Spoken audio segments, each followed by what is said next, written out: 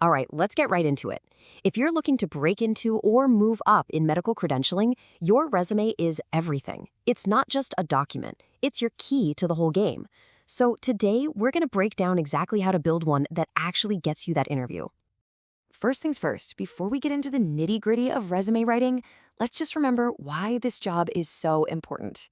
A medical credentialing specialist is, and this is no exaggeration, the gatekeeper of healthcare safety.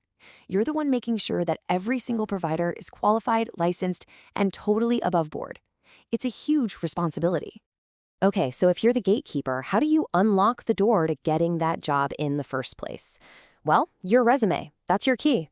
It has to prove you've got the precision, the knowledge, and that eagle eye for detail that this role demands, long before you ever shake anyone's hand. So let's start building that key.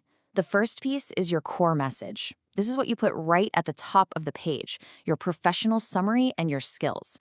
Honestly, this is your first impression, your handshake, your elevator pitch, all rolled into one. You have to get it right. Just look at the difference here. It's night and day, right? The weak summary on the left, good with paperwork and computers, that tells me nothing. But the strong one, wow, it's loaded with specifics. 5+ years, a 30% reduction in turnaround time, 100% compliance.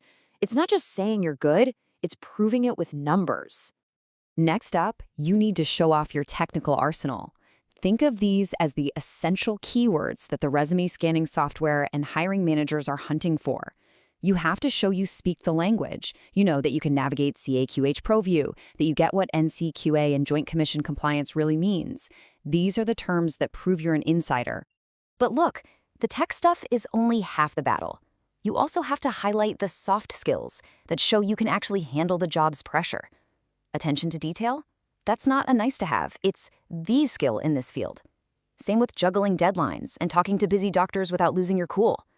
These skills show you're a pro, not just a paper pusher.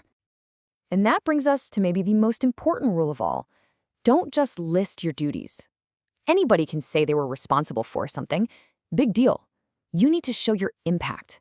The best way to do that? Ask yourself, how did my work save time, save money, or cut down on errors? The answers to that question, those are your golden bullet points.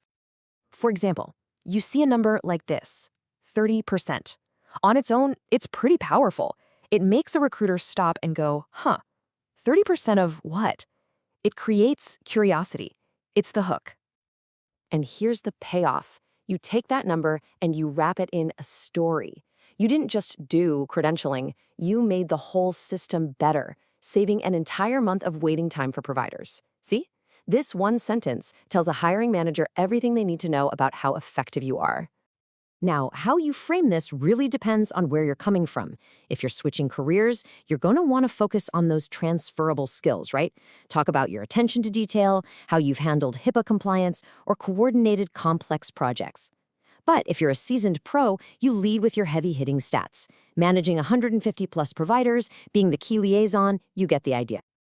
Okay, so you've got your core message, you've got your achievements quantified. Now for the crucial step so many people miss. You have to aim carefully. Sending out the same generic resume to every job is just a fast track to the rejection pile. You have to tailor it for every single application. This slide here shows you exactly what I mean. Applying to a hospital system? Well, then you're going to emphasize stuff like medical staff bylaws and Joint Commission standards, like you see on the left. But if you're applying to an insurance company, you switch gears. The focus becomes network adequacy and provider contracting. They're different worlds, and your resume needs to be fluent in the right language. Another great way to tailor your resume and build instant credibility is with certifications. Getting your CPCS or CMSP shows you are absolutely serious about this as a profession. And even smaller things like CAHQH or HIPAA training prove you're invested in staying on top of your game. All right, let's talk defense. We've built this awesome, powerful resume. The last thing we want is for it to get knocked out by a simple, avoidable mistake. So let's go over the big pitfalls. Look, your entire job is about getting the details right. Your resume is your first test. Using vague phrases like responsible for is a waste of space. Forgetting to include keywords from the job description means the computer will probably toss your resume before a human ever sees it. And a typo? Oh man, in a job about accuracy, a typo is the kiss of death. It just screams that you don't pay attention. So before you hit send, please run through this final checklist. Proofread it, then walk away, come back, and proofread it again. Seriously, get a friend to look it over. A fresh pair of eyes is invaluable.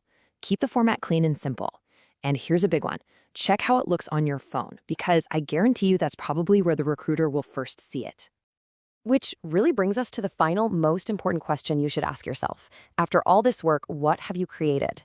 Is it just a boring document that lists where you've worked? Or is it a compelling story that shows off your value, your impact, and proves you are ready to be that trusted gatekeeper? The choice is yours.